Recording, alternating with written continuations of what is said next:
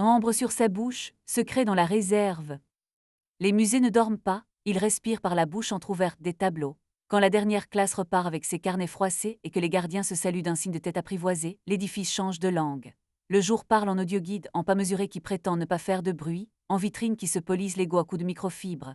La nuit parle en solvant et en temps d'évaporation, en température qui ne se permettent ni les excès ni les confidences.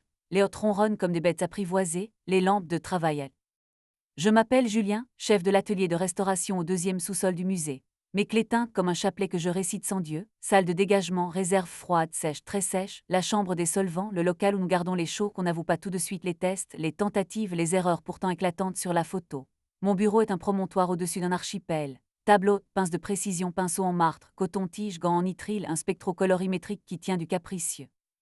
Et Léa, ma femme, alors compose des expositions. Elle fait croire aux murs qu'ils ont eu des idées. Elle place une chaise là où la fatigue a besoin d'une excuse, une lumière là où la peinture a peur de son ombre.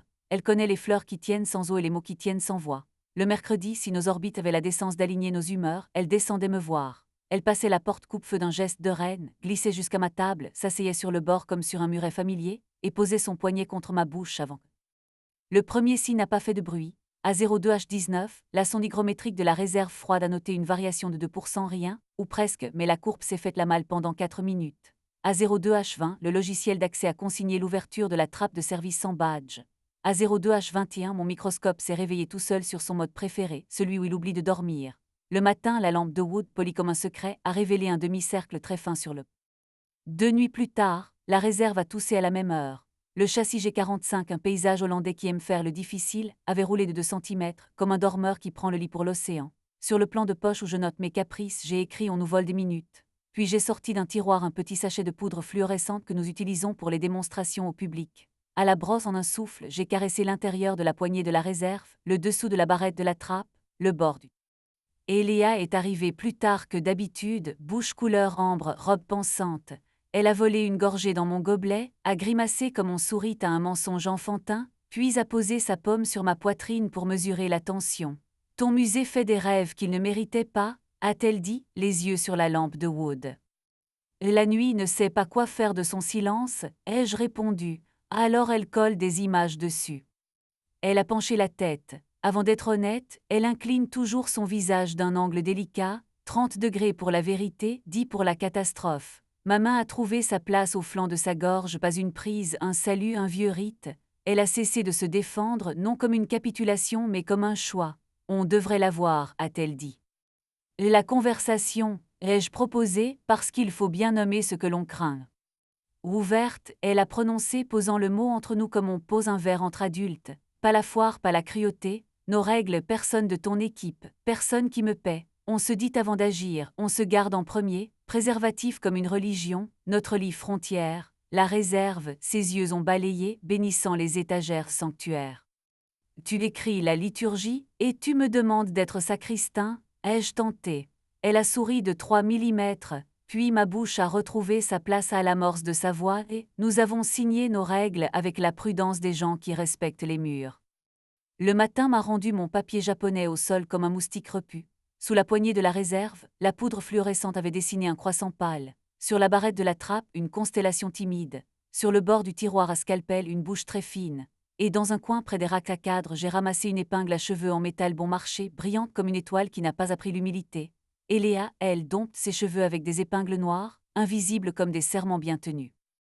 Le nom de l'autre est entré avec la présomption des communiqués. Résidence d'artistes, dialogue avec les collections, performance au cœur des réserves, il s'appelait Miloka, photographe pour qui les musées sont des corps consentants, sa mâchoire avait de la patience à vendre, son sourire disait « Je suis le genre d'homme qu'on pardonne avant de me connaître ». Je l'ai salué poliment, il a regardé mes lampes comme on jauge un théâtre.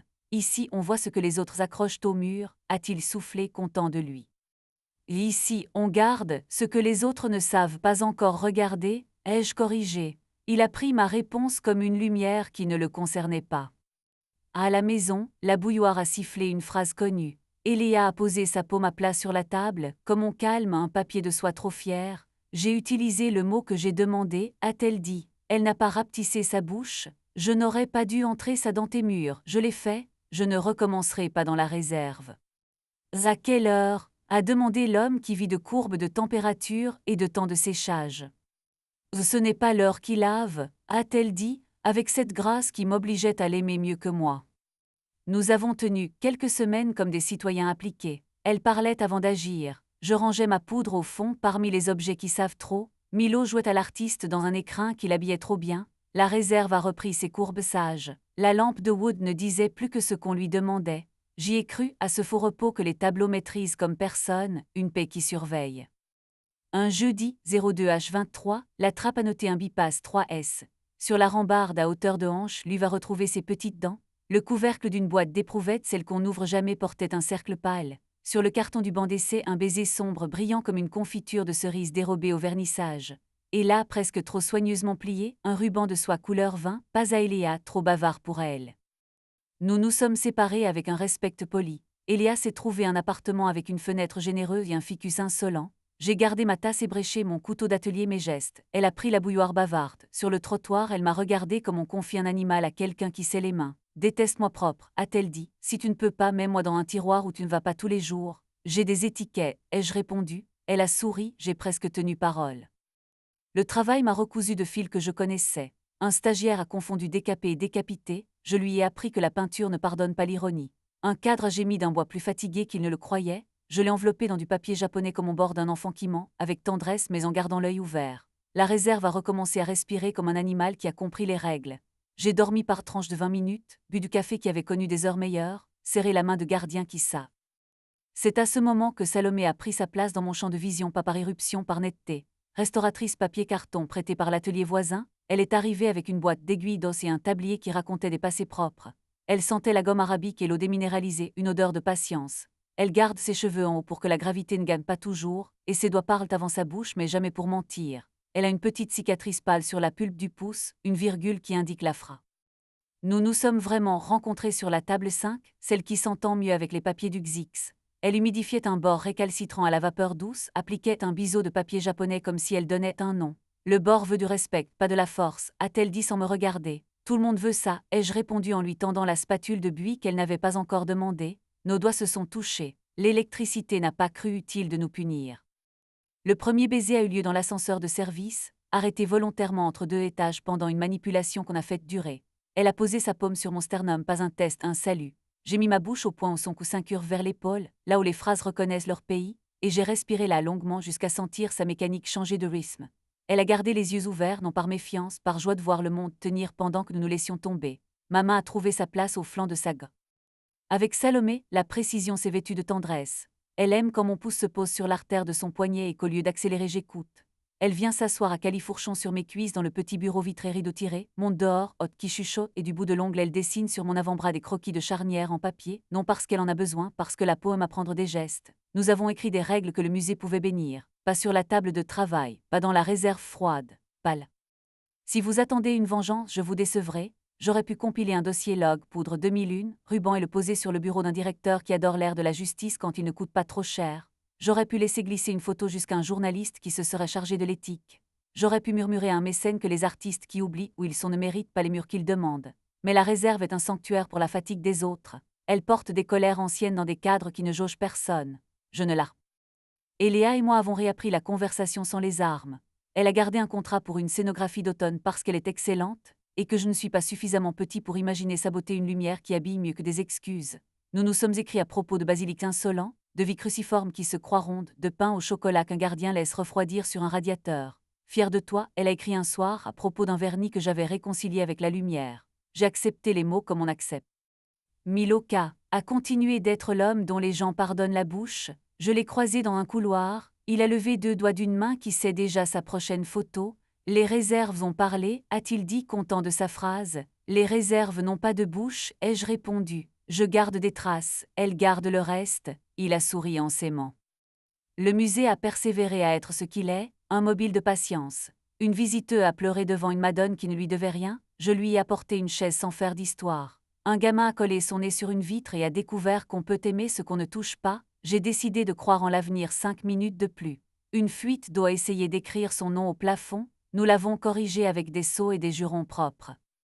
Parfois, je me réveille à une heure qui échappe au catalogue raisonné, dans la petite chambre au-dessus de la cour de livraison, où la pierre garde la fraîcheur comme un secret. Si la jambe de Salomé repose sur ma cuisse comme une virgule qui sait où elle tombe, je pose ma main contre sa gorge et j'attends le léger soulèvement qui signifie oui. La différence entre une fin et un achèvement à une température, ma paume la mesure mieux que ma langue ne saurait l'expliquer. Des mois après que la poudre a regagné le fond du tiroir avec les choses qui en savent trop, le musée a organisé un dîner de soutien au cœur même de l'atelier, caprice qu'on appelle transparence quand on veut dire argent. J'ai mis du noir parce que le noir pardonne les néons. Eléa se tenait sous une rampe apprivoisée, ses cheveux plus courts racontaient une page tournée sans déchirure. Elle est douce, a-t-elle demandé sans dire Salomé, parce que nous avions appris à ne plus lancer les noms comme des couteaux.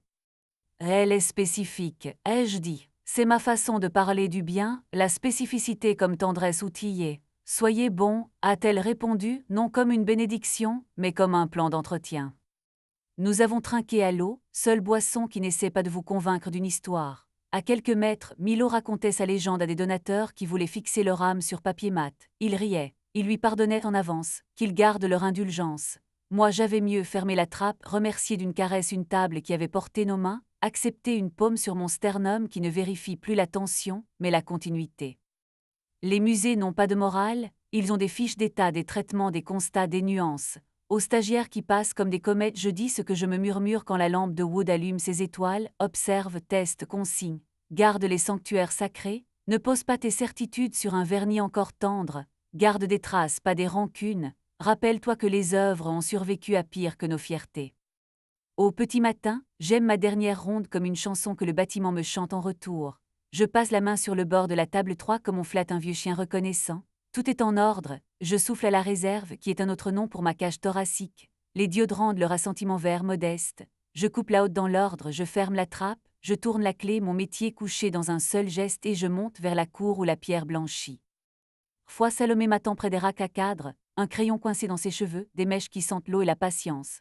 Elle pose sa paume sur ma poitrine comme on touche une machine qui a bien travaillé. Je remets ma bouche à sa place, là où les phrases reconnaissent leur maison et je respire la seule vérité que je garde comme un talisman. Les sanctuaires se fabriquent, l'amour est un carnet d'entretien, et je n'utiliserai pas les réserves pour exposer ma vengeance. Si la trappe de service tousse encore à 02H19, je le verrai.